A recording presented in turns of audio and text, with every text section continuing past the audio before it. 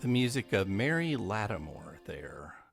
The track we just found out she died. From Collected Pieces, I would like to welcome Mary Lattimore to Trivial Thursdays. Thanks for joining us, Mary. Thanks so much for having me. Can you hear me okay? I can hear you just fine, no matter where you are. Where are you anyway? I'm in Los Angeles, my Okay. house. Oh, it's early. Okay. Sorry. Yeah. I would have sent you a cup of coffee if I'd known. Oh, I have one. Excellent. Well done. Well done. We're off to a great start. Um, Mary, you're playing at the Singletary Center here in Lexington next Thursday. I want to Yep. mention that just to get started. Have you been to Lexington before? I have. I've been a couple times. I remember playing at a church there a few years ago. Yeah, really liked it. Why do I suspect that you've played at a lot of churches? It's true. Yep. Harp and church. Yeah. This is so you are a harpist. I think that term is completely fine to use, right? Yep. Yeah, totally. And taking the harp in very very different directions. Maybe it just depends on. I'm not sure how you feel about it. When did you start playing harp? I started when I was 11. First I played piano as a little 5-year-old until I was 11, and then my mom was like, "It's time to start playing the harp.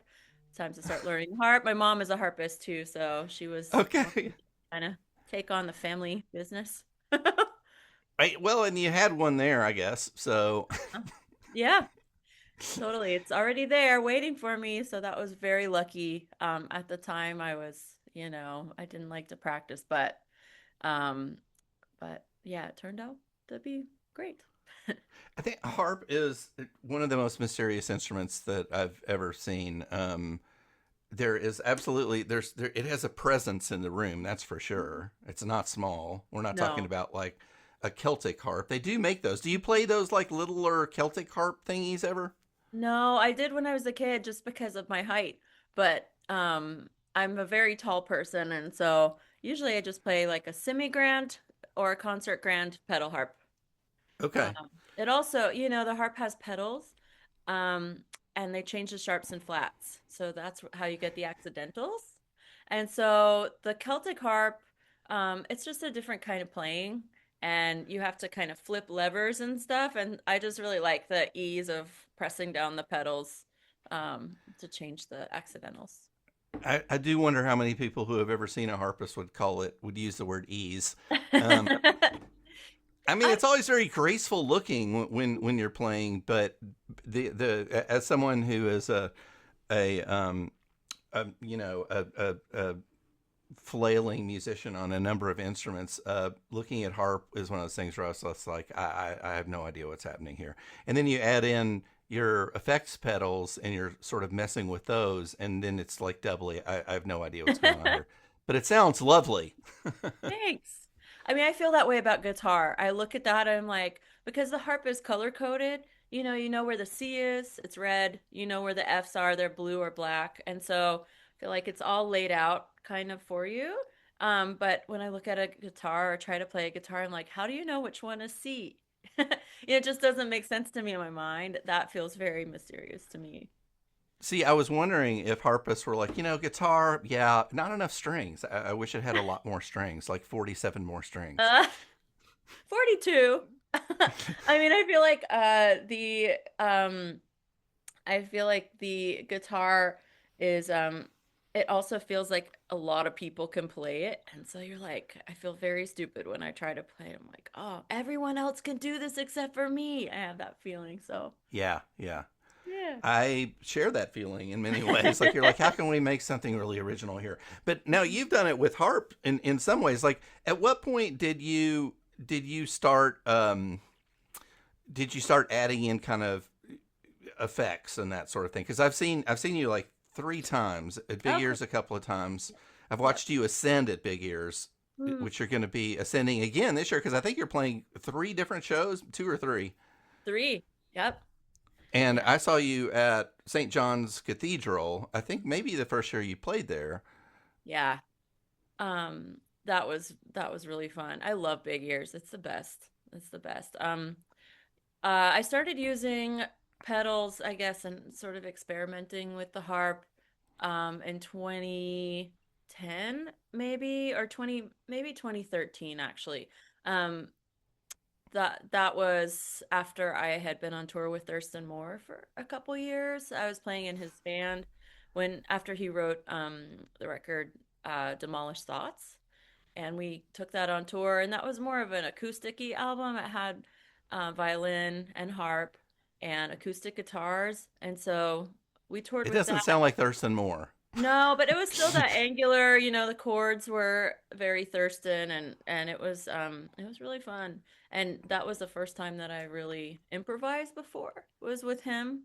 And so when it was time for that record cycle to be over, I came back to Philly and I just did not know what to do at all. I was like kind of lost because I had just been on tour so much for the past 2 years. And so it's like, what do I do now? And my friend Jeff Ziegler in Philadelphia is a great great producer and has a studio, and he was like, just come over and mess around with my stuff here in the studio.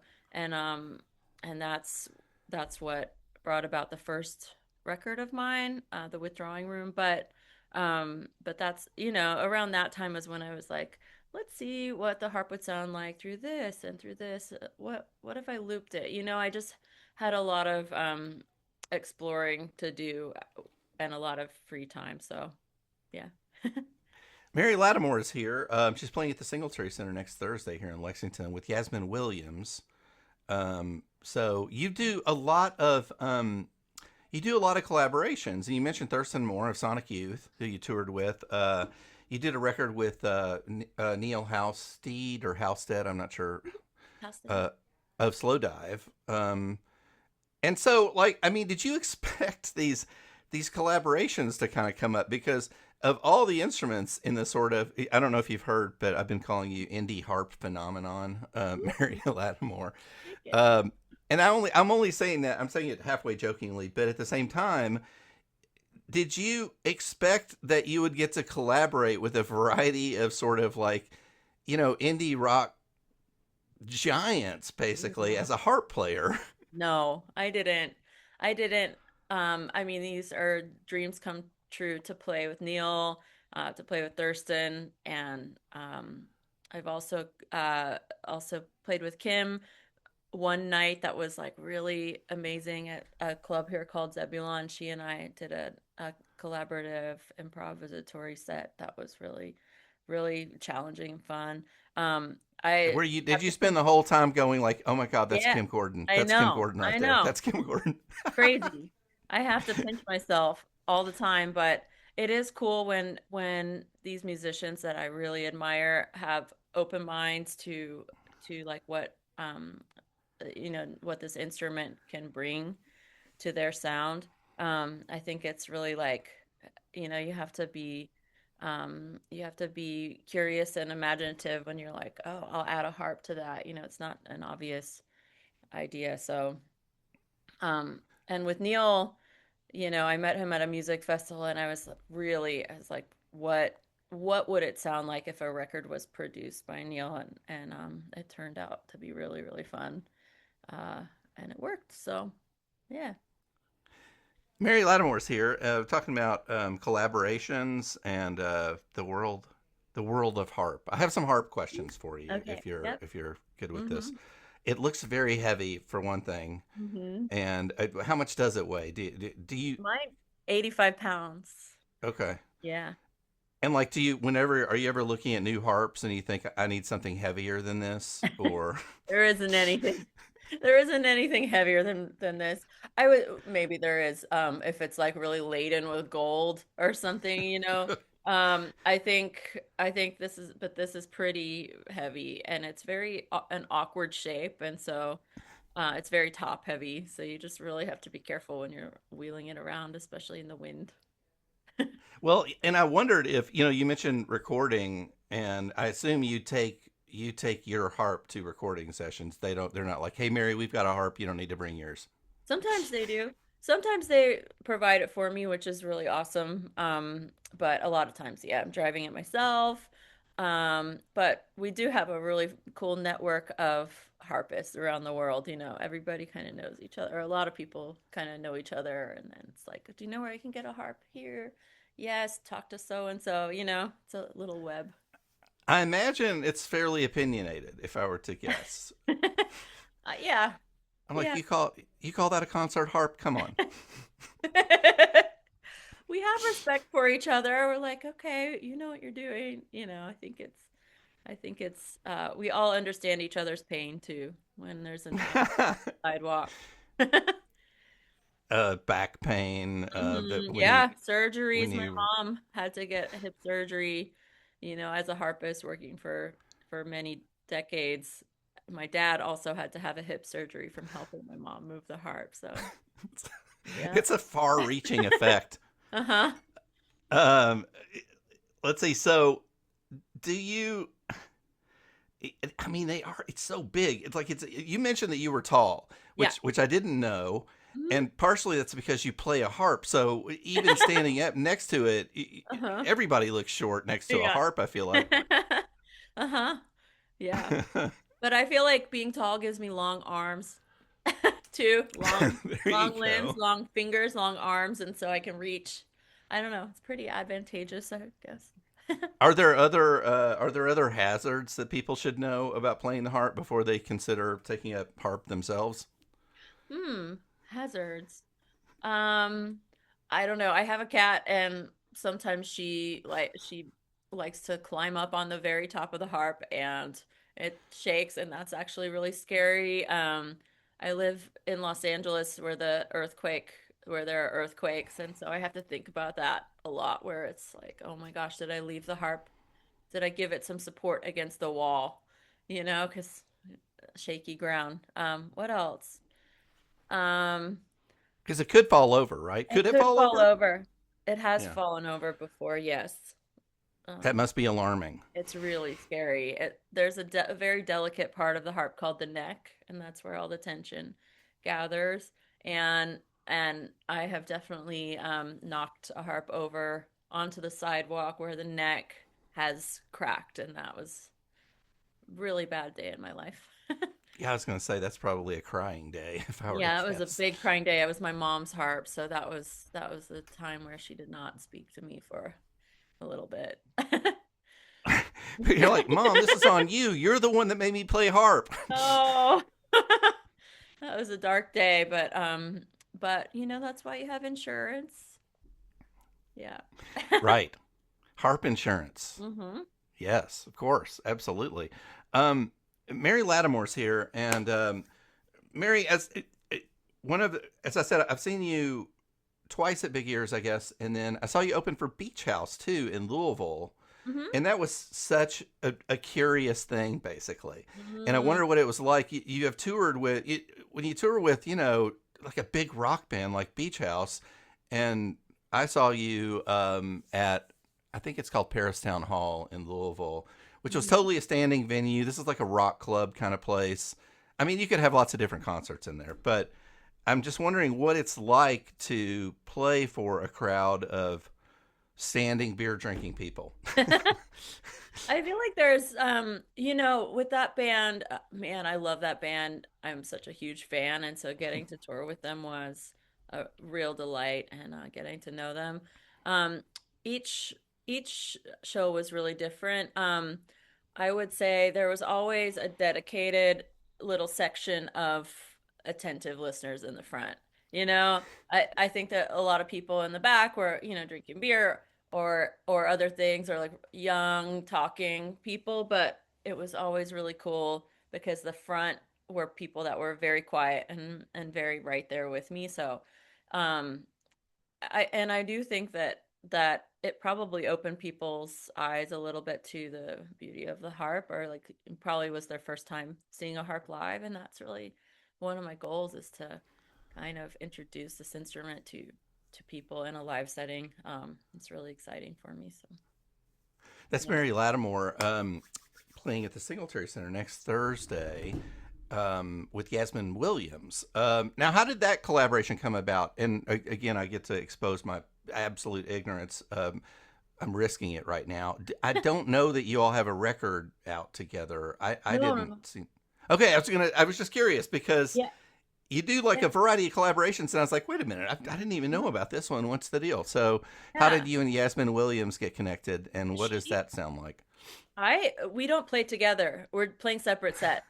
Oh, I'm Yeah. sorry. Yeah. No, we're playing different sets. But I am a fan, and when I was asked, like, um, would you be okay with Yasmin being on the bill? Also, I was thrilled because I don't believe we've ever met, but I follow her on Instagram, and I know we have a mutual friends, especially William Tyler. I think they've played together before, and Hmm. I'm just such a fan. I think her music is amazing and her style is amazing. So I think that's going to be a really good show. I'm really looking forward to that and hearing her set. One of the things, Mary, that I quickly picked up in, if you were if you walk in the room and Mary Lattimore is playing harp, you'd walk into just these sort of like cascades of notes, and honestly, your blood pressure probably goes down a couple points within a few seconds. Um, Good. but one of the things that delighted me even more was your stories and realizing that you have what I would call a pretty droll sense of humor, really. And Thanks. I'm not sure that I expected that, and I don't know. I guess people do. People, what do people expect from harp players? Um, Maybe to be very fancy and to be playing in a museum or a church, something like that. I or to it, I guess like the harp is kind of associated with spas, blood pressure drop it, playing in a very soothing environment. But or new age music, something where the harp is kind of background to your meditative experience. I like that, but I also like for people to know that these songs aren't just like piped in spa songs or like hotel lobby songs. They have or yoga songs. They have little weird stories behind them, and I like to tell those just to put the pieces in context. Um and to kind of take control a little bit over what people think about when they think of the during while I'm playing these songs. I don't know if I'm explaining it right. It's only 8:30 in the morning, so I'm a little bit like, Right. No, you're doing a great job. but yeah. I do feel like I should alert you in case you didn't know that the Lexington area, really, it's in Georgetown, Kentucky, which is up the road about 20 minutes. We Hmm. just got we just got a Wawa. We've never had Oh, a Wawa here before. exciting. How do you This is feel? something you're. Well, I'm super excited. It's hard for me to be here, even talking to you, because I kind of want to go to the Wawa right now. I've Yeah. never been. We had a neighbor who was from Philadelphia, and she was just always crazy about it. And she's the only other person I had to share with her the time that I'd spent with you. And I don't even know if I want to get you to tell that story because it's such a great concert story. I don't even know if you want to tell it, but I mean, I wrote a song called Wawa by the Ocean, and that was kind of a love letter to Philadelphia and New Jersey.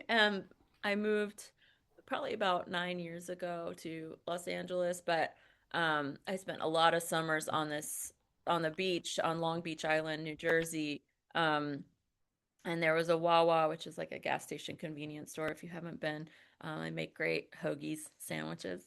Um, there was a Wawa right by the beach, and so I used to go change into my swimsuit, get a hoagie, take it out to the beach, spend all day at the beach. And so I have like beautiful memories of this particular grocery store or gas station. And so when I moved, before I moved, I decided I would just write a song. It's kind of, like an ode to the summer, um, and to this place that I was leaving. And Wawa actually found out about it, the song, and they sent me, Wawa the company. yeah, they sent me a care package to California to my new home, and that was really nice. Yeah, they sent me a cooler, a t-shirt, and some coffee beans. um, Mary Lattimore is here, and I do your songs. I mean, a part of your charm is I think that you have songs called things like "Wah Wah by the Sea," for Scott Kelly, "Just Returned to Earth," and the song that we played right before we started talking, "We Just Found Out She Died." Oh yeah. And it reminds me, well, I don't know what it reminds me of. It reminds me of Stars at the Lid, which you're probably a fan of anyway, because Yeah. they have for the languid 15-minute compositions they have, it might be called, Serenade for Dumb Butt or something like that. So how do you come up with these names for your songs? Well, they're like little paintings, and I think like that I want to pick something that helps me remember what they're about and kind of to mark that time in my life. But also, yeah, like little inside jokes with myself. So we just found out she died. That was written after I went to go, the log lady from Twin Peaks, that Indeed, I actress. do. My friend Richie and I went to go hear her speak. I think it was at the University of uh, Pennsylvania. Um, and then she died shortly after that, and so I wrote this song kind of about that. And it's funny because I hadn't listened to that song in a long time until you played it, and I was like, "Whoa, this is so funny that I sing on this song. I rarely ever sing." And also I can hear my microphone. Um, I can hear myself hitting the microphone accidentally on something and then it going through all the effects. And I was like, "Wow, that was, how like sometimes when you're younger, you have more courage with experimentation and stuff. I'm like, wow, I actually put that out where I can hear the microphone banging against something. Remember, I was like babysitting when I added those vocals and I don't know. It's funny to hear it again. Well, and you use a lot of delay to create Mm-hmm. these sort of like swirling loops, and so it does occur to me that if you do something that you maybe didn't intend to do, you, Uh-huh. you, you can't you It's can't get stuck. that back, and then it's No, like, and it's then stuck. it's in the mix, it's in there. Yeah, totally, totally. Yeah. So you just got to make the best of it. Mm-hmm. Do you ever feel? Are you ever on stage and you feel like you've got a loop going that is just not what you wanted, but the audience seems okay with it, so you're just like, okay, I'm just gonna Mm-hmm. let this roll. Yeah, because with my looper, it's 14 seconds that you can record on it, and it dies away after, so many rotations around, and so I know that it's going to be dying, and so I can just play strongly over it to kind of mask that. So it's always like a little venture. Sort of like wash it out. I'm like picturing Uh-huh. like one of those like a Yeah. pressure washer thing. Okay, come on, let's get that out of Uh-huh. here. Yeah, yeah, yeah. That's what happens. That's what happens. Or you're like, how am I going to get out of this one? So Right. sometimes when a string breaks and it's caught in the loop, then you hear this like you're getting all sensitive and like soulful, and then you hear a boing yoing yoing like a pop, and then you're like, oh my God, this is so funny. How do I turn this into something more rhythmic or like, it's a unique little challenge.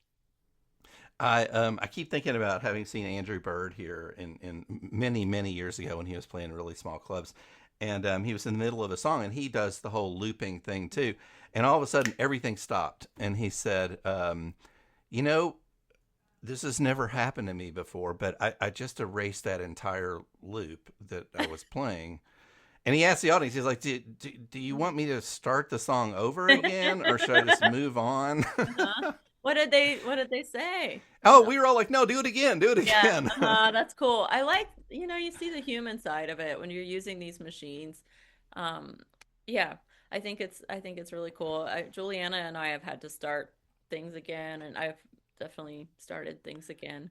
Um, and it's just human. I think people like to see that. Right. Yeah, I think that, and that's why I handle my radio show in such a lackadaisical fashion, so that people can see the workings behind the scenes here. Yeah. Uh, Mary Lattimore's here. She's performing along with Yasmin Williams at the Singletary Center. That is February 5th, next Thursday. Hmm. Um, and it's open to everybody. The Singletary Center ticket office is where you can find out more about that. And then just to mention again, you're back at Big Ears again. They seem to like you.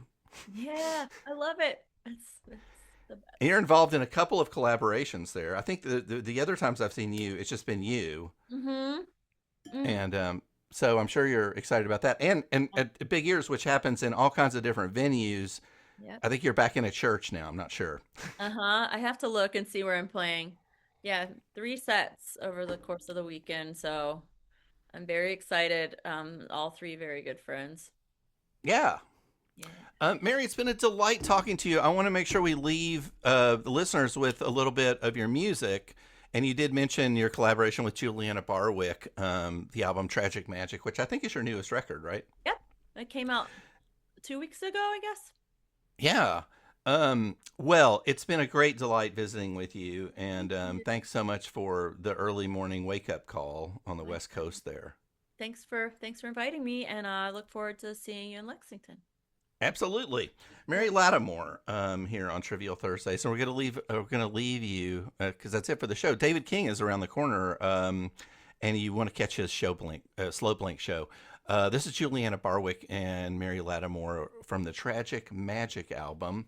Mhm. And again, thanks to Mary Lattimore. Thanks to everybody for tuning into the show, and we will catch you next time. This is Temple of the Winds, Juliana Barwick and Mary Lattimore. Have a great day. This is Trivial Thursdays on WRFL Lexington.